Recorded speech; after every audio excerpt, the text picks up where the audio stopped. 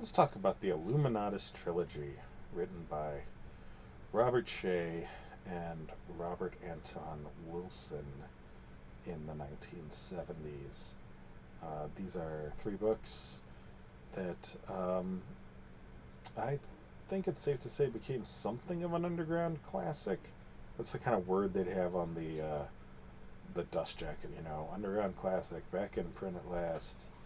Um, the story, I don't know literally how true this is, but the story is that these two guys were both working for Playboy magazine, and one of the things they noticed was they got a lot of letters from cranks and nut jobs and conspiracy minded paranoid people. And there were all these crazy ideas in these letters. And at some point they thought, wouldn't it be funny if all of these were true? Like if all of them were correct, if every conspiracy was accurate? And they started putting that into fictional form. Um, they wound up with three books, which I think are usually bound together as one. That's certainly how I read them. And this is just incredibly long um, Shaggy Dog story. This long series of like jokes and antics and throwaways and political opinions and some sex scenes and some um, fun, weirdo characters, and some crazy moments, and it's just like it's a one thing after another kind of book. It doesn't hold together very well as an overall story. The characters just kind of stumble from one goal to the other. But what it does express is a fun, a fun attitude. It's got a strong attitude, which is why not? Maybe it's true. Um, they're just very accepting of any idea that comes along. The characters in the book are not choosy. They're willing to ride an idea. They're willing to go along with something to see where they wind up. And they expect the world to be strange and weird.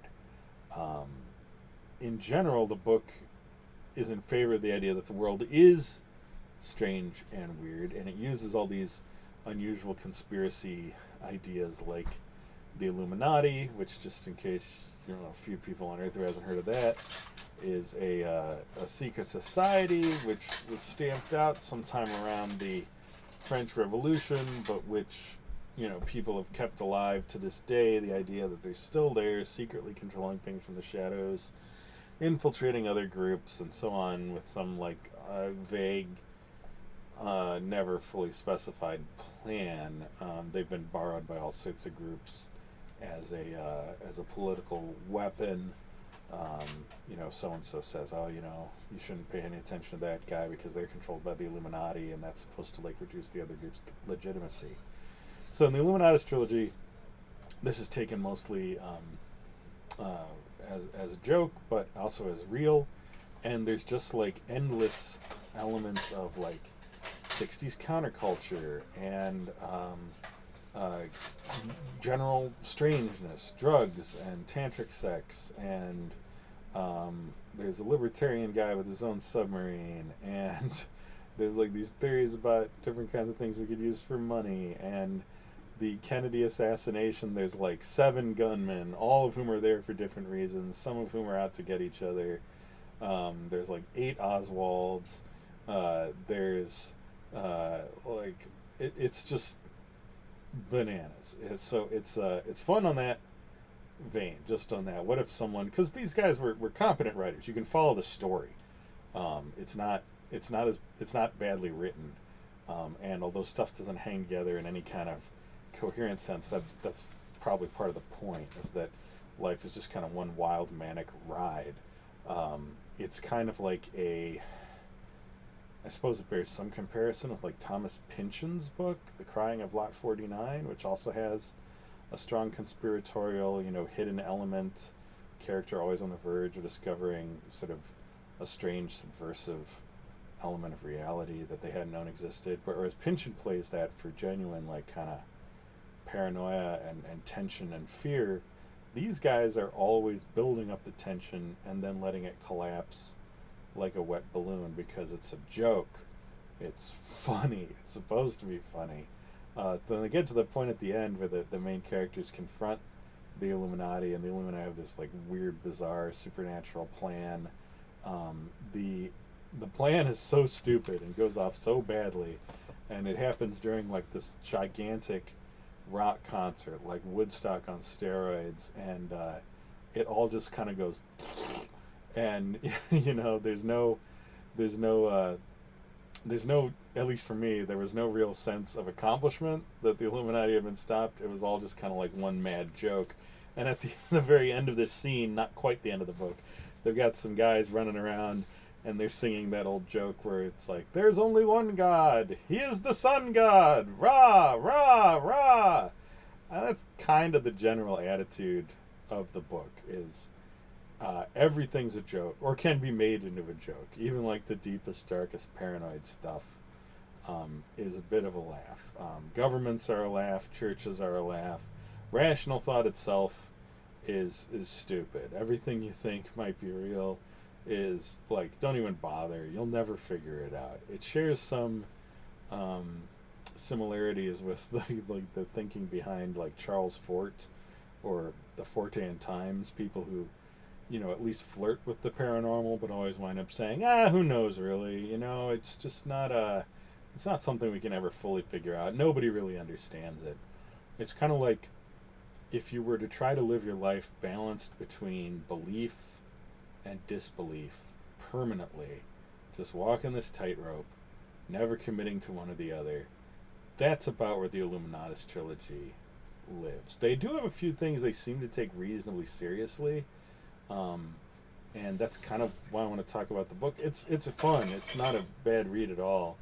And if you're in high school and you enjoy like the transgressive stuff, like it can be really good. Like there's this really weird scene where this weird funny scene where this guy comes to a place and like he's I'm not even sure I want to describe it. It's got some weird transgressive scenes. Which can be a lot of fun just to read and be like, who wrote this, And they do, in general, I'm very skeptical of power generally. I think you can just about say that. Everyone who possesses power and takes it seriously in the Illuminati trilogy is a object of derision, and their plots usually are foiled. They're pretty against government. They're against anyone who sort of takes life too seriously. They're against bureaucracy. It's kind of like the philosophy you'd expect from a couple people who worked for Playboy in the 1960s. It's hedonistic. It's a little exploitative towards women, perhaps a lot on occasion, but really skeptical about government, religion, any sort of organized code of conduct. Generally looking for people to like treat each other decently and mostly not tell each other what to do, leave each other alone. That's not the worst message. It's probably not enough to hang a whole life on. But again, when you're in high school and you're really feeling, or in college or something, and you're really being put down by the expectations of powerful institutions, it can be nice to have someone basically just blow a raspberry at them and wiggle their nose and say, which is more or less what the Illuminatus trilogy does. However, for some reason, a couple years ago, I found myself remembering this one scene from the book, which is really different than the rest of it, and is played with utter seriousness. It's more than just a scene. Like it's a small storyline tapped into the main storyline, and it has great vivid power for me now. I think it's played pretty straight, and it was meant to be. It was meant to be real writing. It's not meant to be ironic. It's meant to say what it says. So one of the characters in the book is a hunter, and he hears a story that like there's literally only one bald eagle left. Back in the 60s, there's a great deal of concern about the bald eagle population. Thankfully, restoration efforts have worked, but there was concern that it was declining heavily. I think the use of DDT was linked to weaker eggshells. There were similar things for other large raptors like the peregrine falcon. So the idea that one day there might only be one bald eagle left was not that far-fetched. And this guy, the idea is, like, sees this report, and, the idea is this bald eagle is going to be protected, and no one's supposed to go near there, and he thinks, yeah, whatever. So he gets his gun, and he goes on after it. This isn't all told in one consistent story. It's like hopping back and forth a lot throughout the book between other scenes. But we keep coming back to this guy hunting the last bald eagle, making his way through, the forest towards, like, the ocean cliffs where it's been living, and he finally gets there, and he's got it in his crosshairs, and all he thinks as he fires is kind of a grim satisfaction. When he kills it, he jumps up and he yells, "I did it! I killed the last bald eagle!" And in my memory, at least, could easily be one of those things where your memory of the book is flawed. In my memory, there's just silence. And in the middle of this daffy book, which is continually nudging you and poking you, they achieved this moment of, to me, great poignancy, because no one's there to comment on it. They don't split the fictional voice. The author doesn't comment on it. They just let you feel what that would be like to, like, see that as a triumph, as a moment of, like, fulfillment, rather than as a deep, shameful crime. And, like, a lot of fictional moments that can be instructive and that can carry weight and make an impression on us, it's just done simply and honestly. We don't need to be reminded that this is awful. They just made us feel it. They made us feel the awfulness of this, and they made us not want to be like this guy, and they made us want to do whatever we could to stop people like this, because they're going to get all of us killed. In the long run, eagles won't be enough for them. They're going to get everybody. This kind of triumph in bloodshed really worked for me.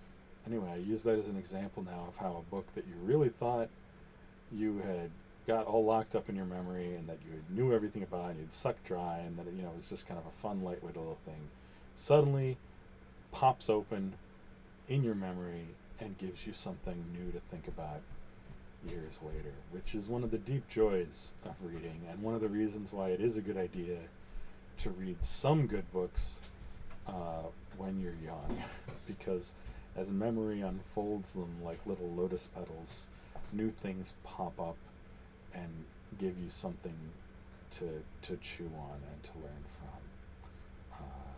All right.